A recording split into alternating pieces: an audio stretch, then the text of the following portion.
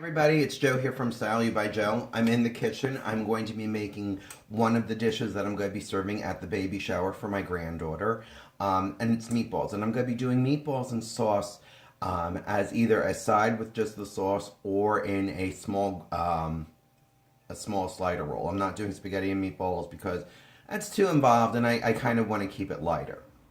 So, as a general rule of thumb, you want 4 meatballs per person, which is which is 10 ounces of hamburger. So, and I'm having 30 people there, so I need to get 120 meatballs, which of course is almost 6 pounds of hamburger. We're going to cook these in the oven at 400 for 20 minutes. So, how I start, and I always get the hamburger or the meatball or the meatloaf mix, which is your pork, your veal, and your beef. I like it because I think it has a better flavor. I also think it has a better consistency. So I have that sitting to the side. Now here I made my mirepoix, which is my onions, my celery, my garlic, my onion. I roasted that in the oven the way I roast my vegetables at 400 degrees, but instead of leaving it in for almost an hour, I only did it for 20 minutes. I sprinkled it lightly with olive oil when I put it in.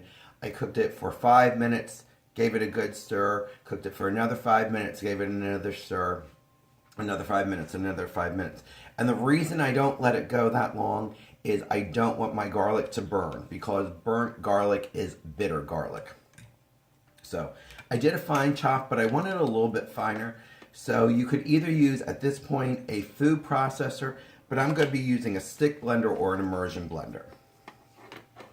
It's almost like power tools for the kitchen.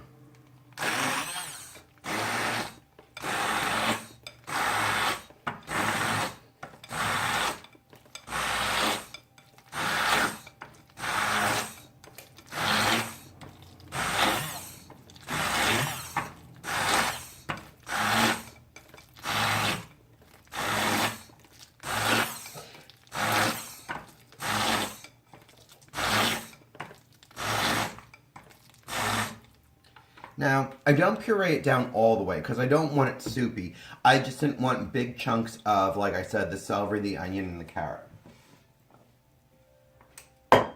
So, I'm going to just scoop that in here.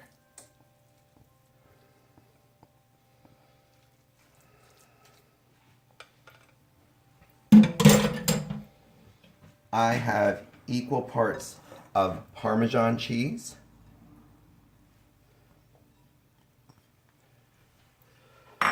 and locatelli cheese, and this is all fresh grated. I grated it myself. I just think when you buy the store-bought that's been grated, it's sometimes a lesser quality, but I don't like the dry consistency. I'm going to use this, and hopefully it's going to be giving a little bit of moisture to that. So let's just get this started. I could have used a bigger bowl, but I didn't have it. Give my hands a good rinse.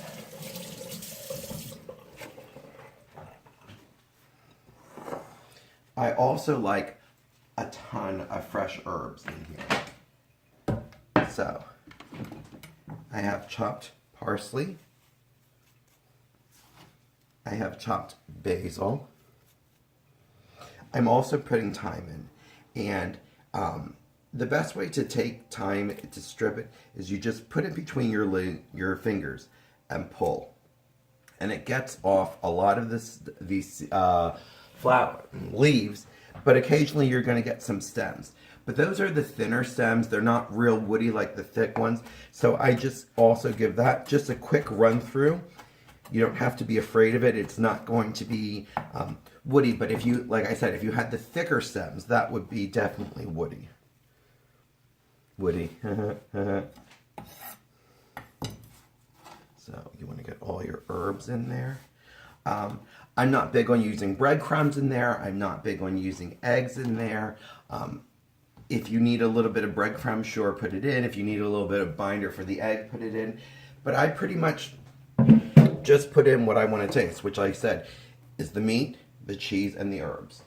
I will put in a little bit of salt. And I'll go heavy on the pepper.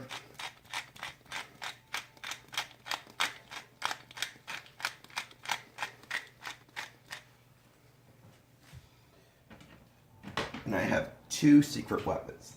The first one is your cookie baller, your melon baller, your ice cream baller, because it's going to give you a uniform size ball.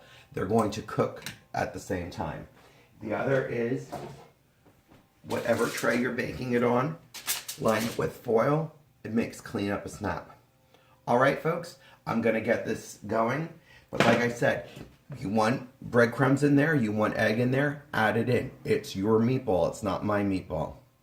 I'll talk to you soon. I'll keep you abreast of what's going on in the shower. Stay stylish, and I know you can do this.